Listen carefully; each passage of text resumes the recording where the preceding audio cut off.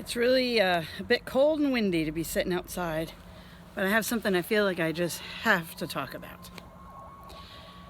And there go the police sirens again. All the time in my neighborhood.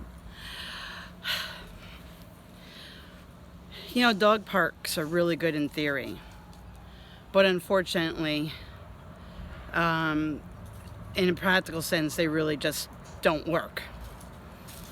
I still utilize dog parks to do training outside the park, and occasionally, depending on who's in the park, I may allow Cookie in the park. But even when standing outside, there's one phrase that I hear over and over and over, and it just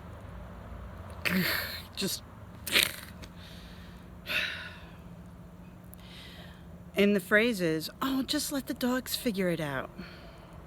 They'll work it out. Just let the dogs figure it out. I hear this from so many dog owners that if I had $1 every time I heard it, I would be able to retire.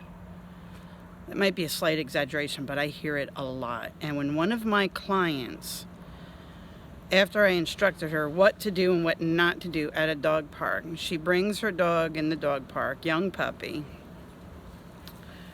and another dog starts bullying it, and her puppy ran to her and tried to hide between her legs, and she picked the puppy up and left the park. Everybody was yelling at her, and she said there was like 5 or 6 dog owners in the park saying, oh, don't leave, he's fine, my dog was just playing, oh, they'll figure it out. And I am so proud of her that she was like, don't tell me what to do with my dog. And she left because she did the right thing. That whole theory of let the dogs figure it out, the dogs will learn, oh, he's just playing. I have a question for you. Let the dogs figure it out. Insinuates that they're going to learn something, right? So what are the dogs going to learn? Answer that question for me. If it's just let the dogs figure it out, what are they going to figure out? Okay? If the dog is being a bully to another dog, he's going to figure out that this is fun and nobody's going to stop me and I can keep being a bully. If the dog is being bullied by another dog and is afraid and scared and trying to hide between his owner's legs, he's learning 2 things. He's learning, 1, that other dogs are jerks, and 2, my owner's not protecting me, so I have to protect myself. And now the dog gets aggressive based on fear. Most aggression is based on fear anyway. I don't like you, get away from me. That's what they do. So when you see 2 dogs playing at the dog park and one of them is going, I don't like this, which you can tell from body language, and you don't step in to do anything to help, and all those dog owners are like, oh, let them play, they'll figure it out. Ask yourself, what is your dog learning at this point in time? Is he learning that he can be a jerk and get away with it? Or is he learning that other dogs are jerks and my owner's not protecting me? Because it's your job to protect them, period. I really wish every dog owner in the world would get this message.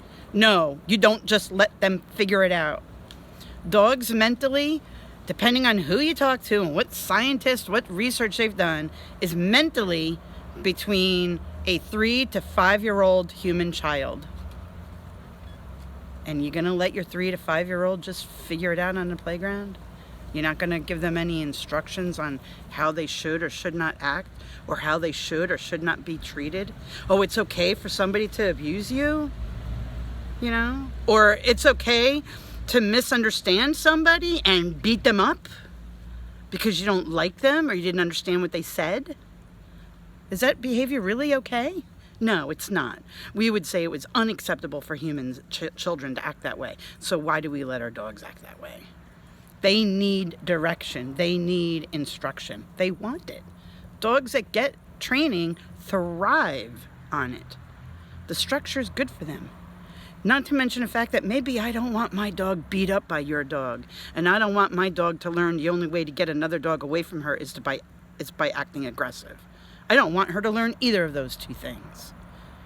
And you want to know what? If you've got your dog in a dog park, you shouldn't be letting them behave that way, period. So no, don't let them just figure it out. That's wrong. That's incorrect thinking. And if you feel that way, you really feel that way, you know what? In my personal opinion, you shouldn't have a dog. Because you're not giving them instruction, and you're not nurturing them and caring for them and training them to be a decent dog to other dogs. And if that offends you, I'm not going to say I'm sorry, because I'm not sorry if that offends you. Because I'm offended every time I try to go into the dog park and some other dog is humping my dog and jumping on my dog and biting my dog and chasing my dog, and not chasing and play, but like being nasty, and I've got to leave.